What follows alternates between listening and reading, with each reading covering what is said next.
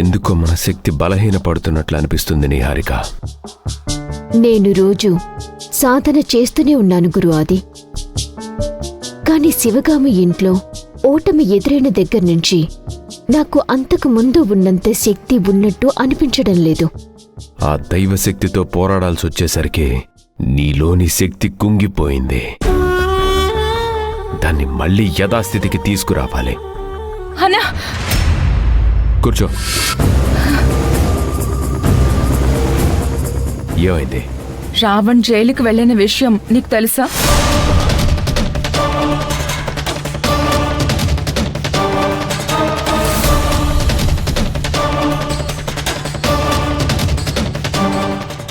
ఏంటి?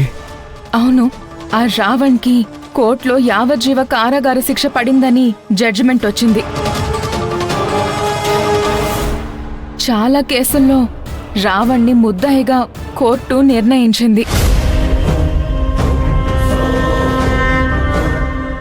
ఆఖరికి ఆ శివగామి అనుకున్నది సాధించేసింది. ఎన్నోసార్లు ఆ రావణ్ణి జైలుకు పంపించాలని చూసింది. ఇప్పుడు పంపించేసింది. తిమ్మిని బమ్మిని చేయగల రావణ్ ఎందుకు ఓడిపోయాడో, ఎందుకు శిక్ష నుంచి తప్పించుకోలేకపోయాడో. శివగామి ఇంతకు ముందు ఉన్నట్టు లేదు. శివగామి శక్తి పెరిగింది. ఆ దైవశక్తి అడుగడుగునా శివగామి తోడుగా నిలబడుతోంది. నిన్న నేనే స్వయంగా అనుభవించాను కదా. ఒంటరిగా ఉన్న భవానీని కూడా ఏమీ చేయలేకపోయాను. కానీ శివగామి శక్తి పెరిగే కొద్దీ అంతకు మించిన శక్తి మనకి దక్కాలి. ఇక నుంచి కొత్తగా ఆట మొదలు పెట్టాలి. ఆది, నమస్తే గురుజీ. శుభమస్తు. కూర్చో. ఏంటి గురుజీ ఇలా జరిగింది? మీరుండి కూడా మీ ప్రియ శిష్యుణ్ణి కాపాడలేకపోయారు. ఆది, నువ్వు బాధపడుతున్నావా లేక నా చేతగానితనాన్ని ఎత్తి చూపుతున్నావా? మిమ్మల్ని వేలెత్తి చూపడం కాదు, రావణ్ ఏమీ చేయలేకపోయాడేంటా అని. ఆది, దేవతలకు సైతం గడ్డు కాలం ఉంటుంది. రావణ్కి శ్రీకృష్ణ యోగం ఉంది. అంటే శ్రీకృష్ణుడు చెరసాలలో పుట్టినప్పుడు శ్రీకృష్ణుడి స్థానం చెరసాలేగా. జైలుకు వెళ్లే యోగముంటే విధిరాతని ఆ దేవుడు కూడా తప్పించలేడు. రావణ్కి గడ్డుకాలం ఉందని నాకు తెలుసు. హెచ్చరించిన ప్రయోజనం లేదు. ప్రయత్నించాడు, ఫెయిల్ అయ్యాడు. అయినా నీకది ఆనందమే కదా ఆది. రావణ్ లేకపోతే నీకు సంతోషమే కదా. గురూజీ, రావణ్ణి నేను నాకు పోటీ వద్దనుకున్నాను, కానీ జైలుకు పంపాలనుకోలేదు.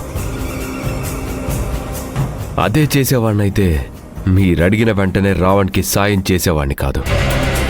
నేను చేసిన సాయం వల్లనే కదా అతను మళ్ళీ డబ్బు సమకూర్చుకుని కోర్టులో కేసుని ఫేస్ చేసి గెలిచేంత పరిస్థితి వచ్చింది.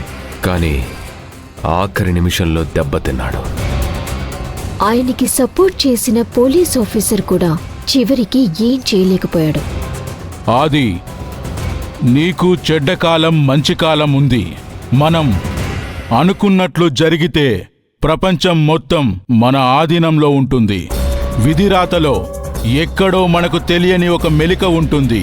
అదే మనల్ని గెలిపిస్తుంది.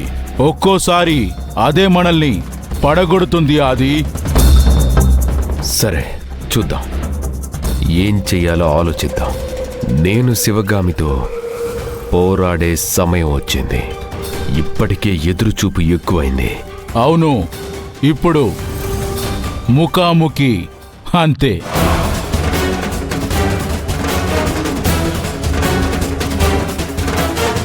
నీ నుంచి ఒక సహాయం అవసరమై వచ్చాను. ఆజ్ఞ గురూజీ. రావణ్ స్నేహితులు గుణ యాంటోనీ ఉన్నారు కదా, నువ్వు వాళ్ళని కలుపుకొని వెళ్ళాలి. వాళ్ళు నాతో కలుస్తారా? వాళ్ళకి ఒక అండ అవసరం.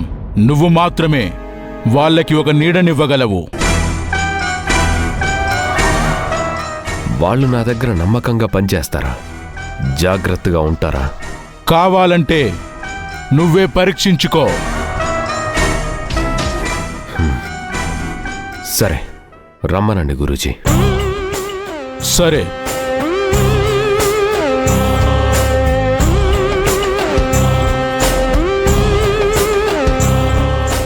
గురు ఆది, ఇప్పుడు మనకు ఆ గుణ వాళ్ళ అవసరం ఏమొచ్చింది? వాళ్ళు మీతో చేరటం మంచిది కాదు అనిపిస్తోంది. నేను గురూజీ మాట కాదనలేను. వాళ్ళని రానివ్వు, చూద్దాం. తేడాగా ఉంటే సహించేది లేదు. నమ్మకంగా ఉంటే మనకి ఉపయోగపడతారు. మీ ఇష్టం గురు ఆది, నాకైతే ఇష్టం లేదు. వాళ్ళు రావణ్ మనుషులు కదా, ప్రతిదీ జైల్లో ఉన్న రావణ్కి చేరవేస్తే? అంత దూరం ఆలోచించుకో, సరేనా?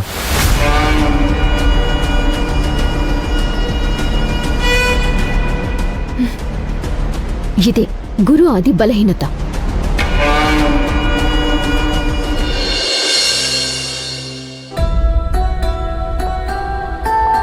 కన్నా ఉండు.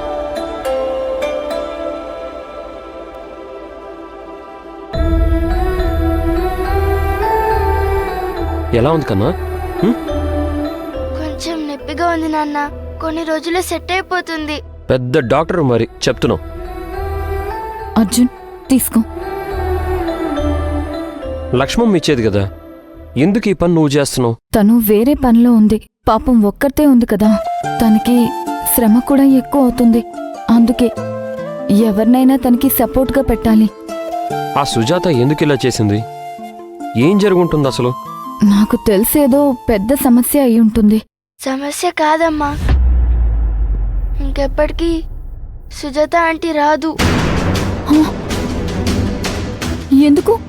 లక్ష్మమ్మ చెప్పింది ఇంకెప్పటికీ రాదు అని. తిరిగి రండి చోటుకి వెళ్ళిందని. భవానీ, ఏం మాట్లాడుతున్నావు? అవునమ్మా, మనం మళ్ళీ ఎప్పటికీ సుజాత ఆంటీని చూడలేము. అర్జున్, ఏమంటుంది భవానీ? కూల్ శివగామి, ఏదో జరగకూడని అనర్థమే జరిగి ఉంటుంది. దాని గురించి ఎక్కువ ఆలోచించి ఎక్కువ టెన్షన్ పడకు. ఛ!